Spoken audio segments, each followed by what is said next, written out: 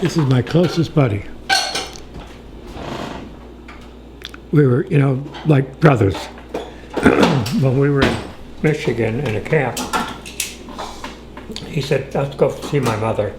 So I went to meet his mother. She was the nicest lady I'd ever want to meet.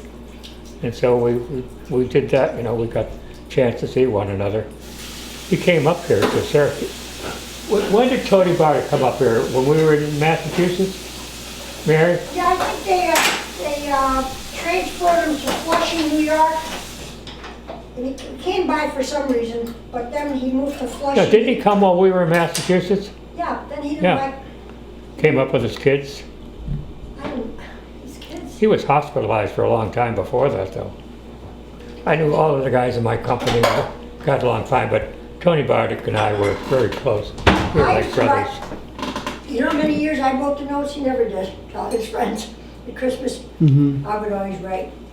He was never one to write notes. So I That's really Gilla did a Ducci. while through the notes, and everything. Oh, okay. In fact, Joe Quinn's a policeman who's about 90 now. Grandpa knows him. He was always kidding. He goes, did he break his arm? He doesn't ever dial the phone. He doesn't call anybody. They have to call him. When did Tony die? When did Tony die? I don't remember. I think he's been gone. If Grandpa's 85, 75, I think he was only in his 60s when he died. Late 60s. I had a lot of nice At buddies. least 15 years. Maybe more. What am I saying, 65? Yeah, it's one thing that brings you I bet together Tony's because been you're gone all 20 years. you're all in the army. We're We've been here enlisted 50 men. We yeah, didn't over have 20 years, we yeah. didn't have any office ranks, lieutenant or colonel or major or anything like that, and we protected one another. It's like a big family. You're close to one another. But he's about the only one I think he kept in contact because his other friends were off in the vacuum cleaner business. You really didn't have any other, I don't even want to ask him. Tony Bardick left our outfit when we were invaded France, and he was hospitalized for a long time. I didn't see him for a long time after that. He always had his mouth open, so I wrote down there, close your mouth. Pee Wee Wells. Who was that, Larry? Always had his mouth open. Huh? Who always had their mouth open? One kid used to have his mouth open all the time. It's funny, it's too bad you don't get together years after that and occasionally get together. Yeah. But they're from different parts of the country. It's not easy to do. A lot of the guys were from Chicago area.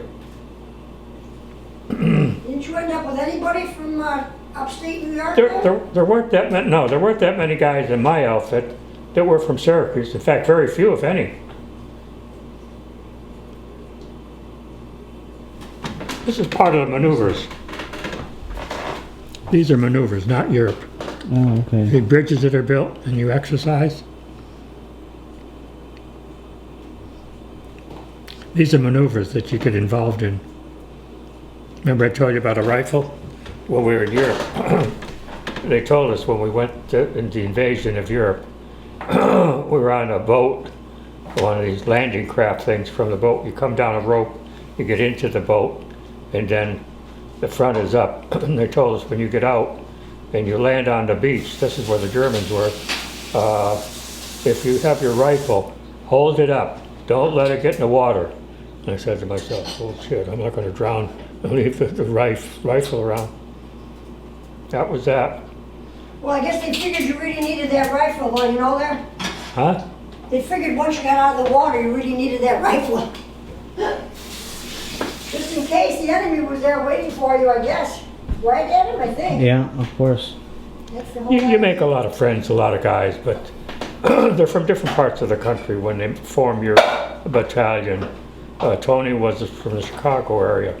So when we were in Michigan, I went home on the weekend with him, and his mother was very nice to me, and things like that.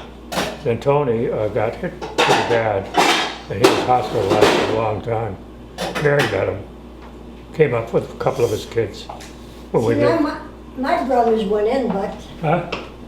You met Tony Barter. yeah, but I'm talking about my brothers. My brother, Frank, that got hit by a car years ago, he was in the Navy. So he was on a big battleship during the war. And my other brother, Pete, he lives in Syracuse. He's 85, going to be 86. He was in the infantry. So he was really up in the front lines, my brother. My brother Pete, he's lucky to be back here. Frank died in a terrible accident in the I woods. tell Grandpa he They were had, hunting. oh yeah, my brother, Guy hit him with his car. when he was He 50. died after that. No, he lived for 19 years as a vegetable Your brother. in a nursing home. But my sister-in-law Jane, who's still alive, she used to visit him every day. He looked wonderful, but he had all brain damage. 22-year-old kid was driving. We were all He young had gone then. hunting, he never heard the car. Right. And it hit him upstate in Lake Placid, in that area he was. Yeah.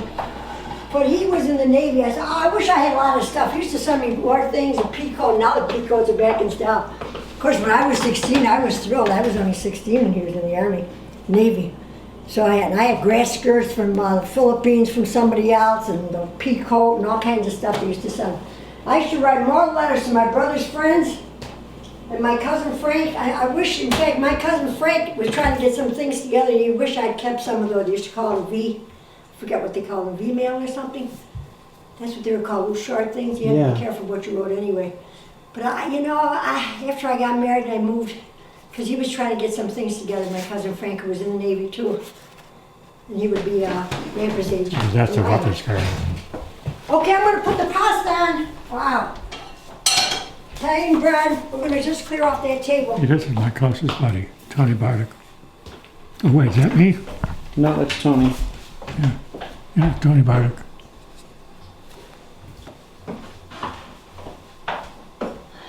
That's Ghilarducci.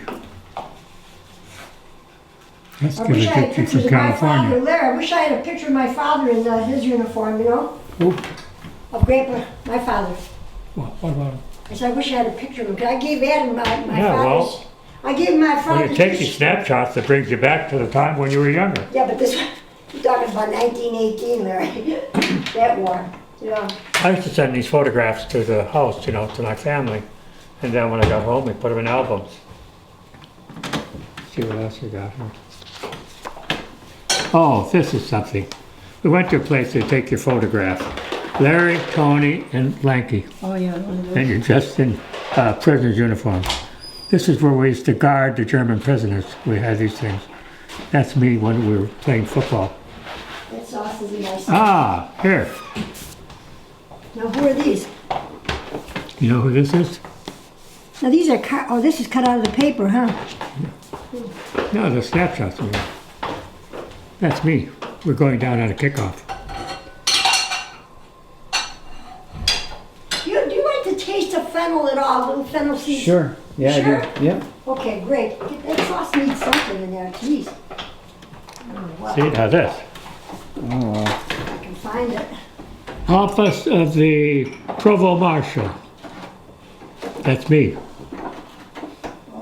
Marseille District.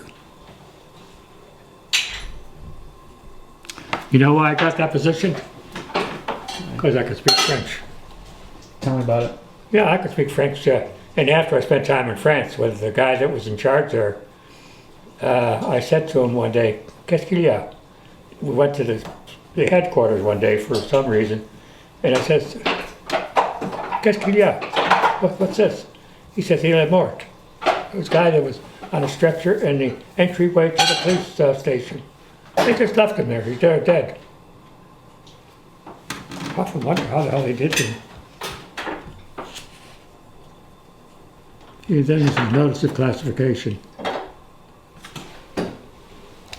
Ah, there's my buddy. We're gonna have to set the table in a minute.